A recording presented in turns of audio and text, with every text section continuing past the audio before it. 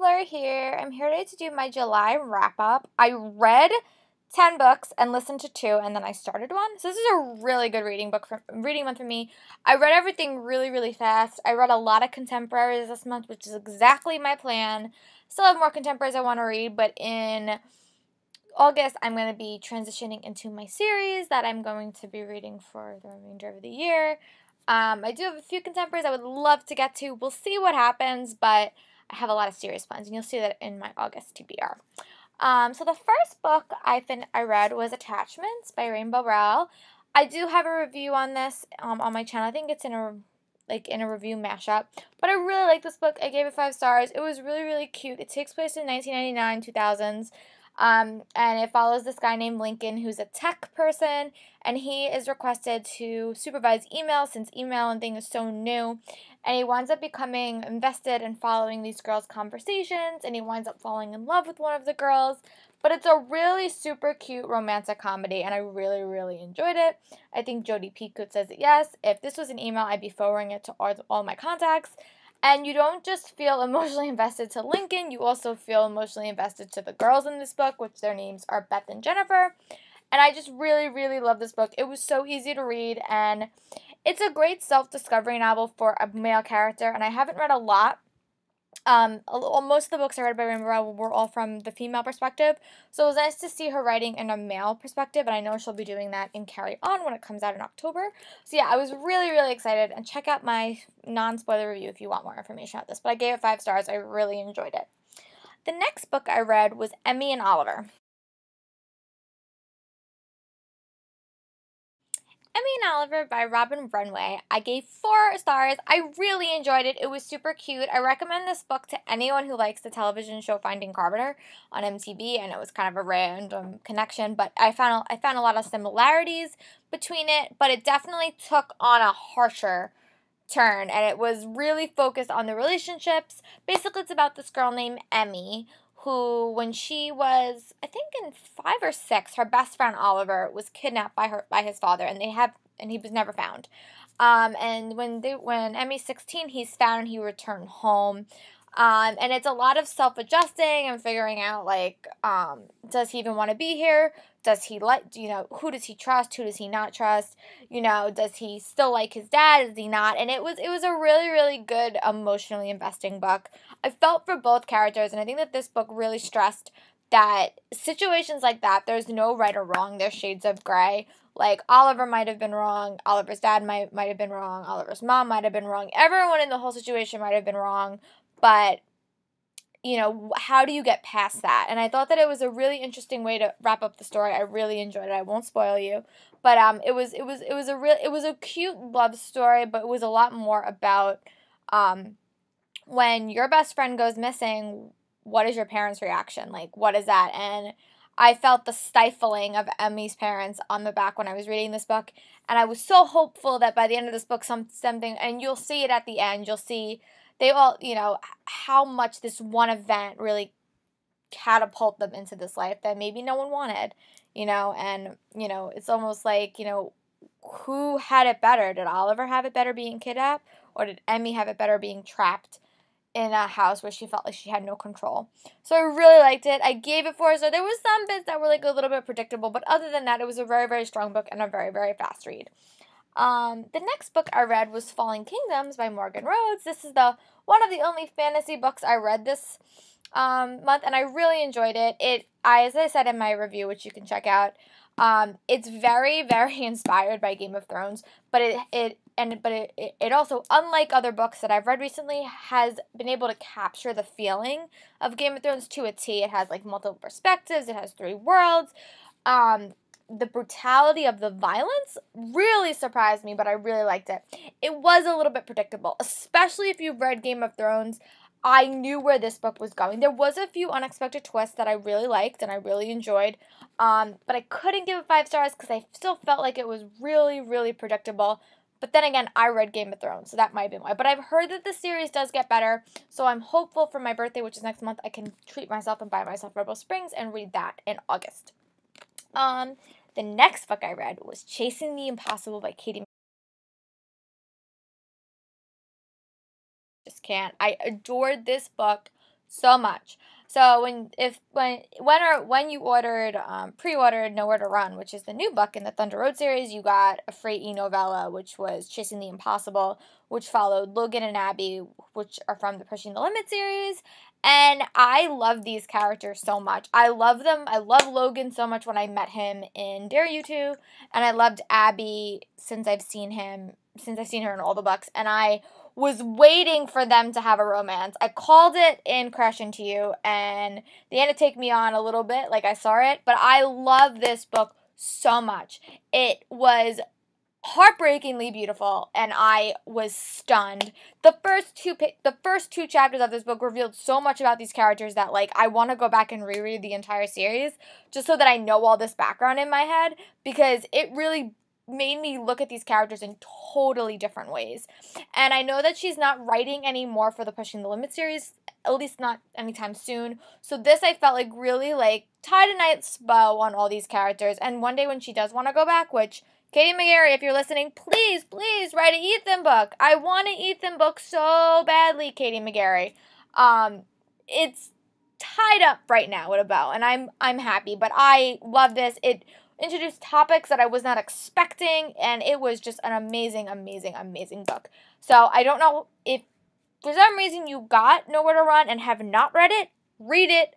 I don't know how to get it if you didn't pre-order Nowhere to Run, but if you have, it's a really, really, really strong book. So I highly recommend it. Katie McGarry, amazing. 5 stars, a million stars. So, so good. The next book I read was a slight disappointment, and that was When We Were Animals by Joshua Gaylord. This book was just unfortunately not my thing. It was the Book Hype Book Club pick of the month, and I normally love every single book that they put out or have me read. I give them very, very high ratings. This book just, I was not a big fan of, and I rarely ever say that. I just did not like this book. I felt like, for me, there was a lot of explicit sexual content that I just could not get behind, and I didn't really understand it. And I felt like it was in the weird gray area between a normal book and a fantastical book, and I couldn't figure out why the weird elements were there if it wasn't magical. So I was a little bit confused through it. I could not connect myself to the characters. Maybe it was the explicit sex stuff. I don't know. It was just not my favorite book. I won't do a review on it just because I don't believe in bashing authors or bashing decisions. It just was not my favorite book. I might try to read something more and just see if maybe this book just wasn't my style, because I know people really do like this book. It just unfortunately was not my thing. I gave it 2, maybe 3 stars. It just was not my book, so sorry about that. But the next book I read was The Night We Said Yes by Lauren Gibraltar. I read this earlier in the month, and then ironically I got this in my Owl Crate unboxing, so I did read it after, but I know that Matt's story is coming out in August, and I'm going to buy that and read that, and that will kind of be me rereading this, so at least I'll read it.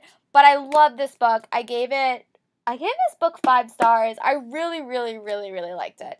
It's about these 2 characters named Matt and Ella, and Ella and Matt dated about 6 months to a year ago. They met on this night, the night that we said yes, and they did kind of all these crazy things, and that's how their relationship started.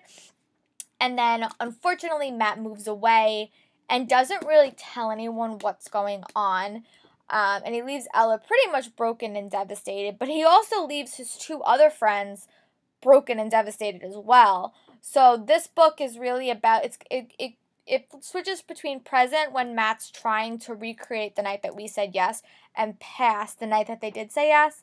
And it was just a brilliant, brilliant book. This is like a book that I would love to reread on, like, New Year's Eve or something, because it had such a heightened experience, and I really, really liked it. I love the characters.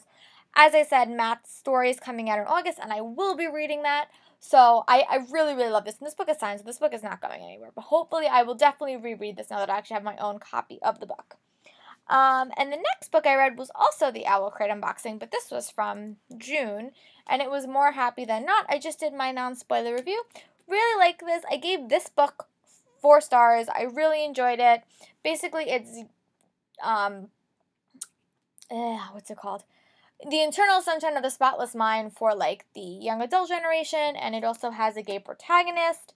I know earlier in the year I read Simon versus the Homo Sapien Agenda, and I said that that was a super sweet gay protagonist contemporary. This is a harsher look about it, but it was really good, and this is another book that I would definitely reread. Just after all the twists are revealed, to really get it, I would have to reread this book.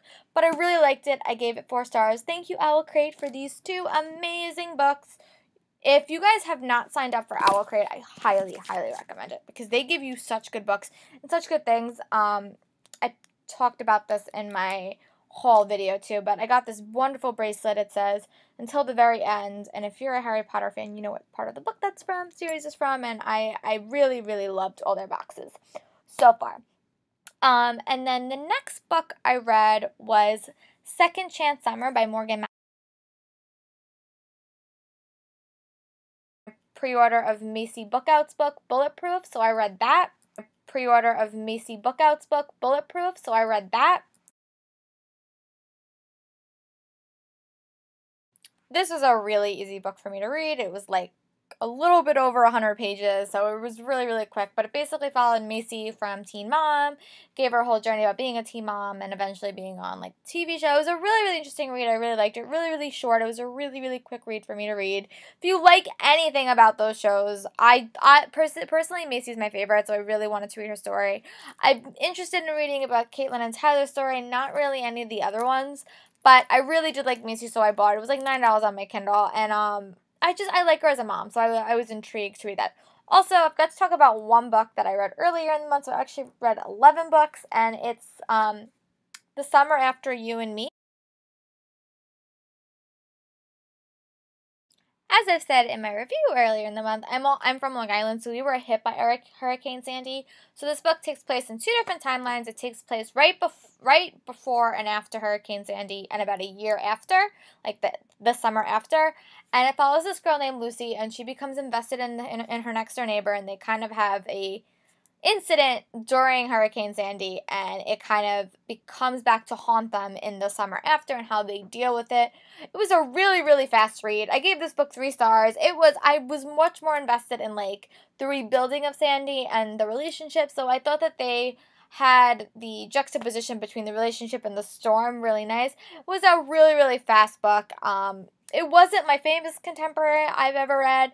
The characters were a little bit less 3D than I would like, but I really liked it. I gave it 3 stars. It was a really, really quick read, and it just reminded, I lived through Hurricane Sandy.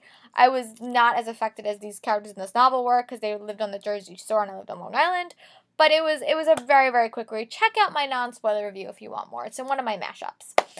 And the last book I completed in July was The Fixer by Jennifer Lynn. I just posted my non-spoiler review of this yesterday, but this book is the same by the author that wrote The Naturals and Killer Instinct, and I think she has another series about werewolves in it. But I really, really like this. It takes place in Washington, D.C., and Tess is forced to live with her sister, but it turns out her sister is the political fixer, which, if you've ever watched Scandal, that's basically the Olivia Pope character. And everyone in the town knows this. They know who this woman is. And when she starts going to school, she starts becoming a kid's fixer of their problems. And she gets caught up in this complicated story that winds up intersecting with her sister's case. And it was really, really good. A lot of mystery. Just a frothy, frothy read. Something easy. I really wanted something easy after reading Second Chance Summer. And this really, really fit the bill. There was a lot of murder and, like, intrigue. And it was a really good book. This is also the start of a series. I gave it 4 stars. It was a little bit predictable at points, but the unique elements really did weigh out the predictability of it. But I really liked it. I gave it 4 stars, and I cannot wait to read more about this series. Also, this month, I was able to completely listen to 2 books. I listened to The Name of the Star by Maureen Johnson, which is a part of her Shades in London series. Really liked it. Gave it 4 stars. I had to continue listening to it, so I would try to find time to listen to it. And I also finished listening to Chris Colfer's Behind the Kingdoms, which he reads, and if you're going to read these books, I highly recommend you listen to them. That's all the stuff I read in July. I have one more month, August, where I can read a lot because I'm not in school. It's also my birthday month, so I'm going to try to read as much as I can. And I just started reading Isle of the Lost by Melissa De La Cruz, which is the prequel novel to the Disney Channel Descendants movie, which I watched early on Monday. Really liked it, so I was excited to start that. As always, look below for all my links. Go like my Facebook page where I post stuff more regularly. Go follow me on Twitter, Goodreads, all that fun stuff.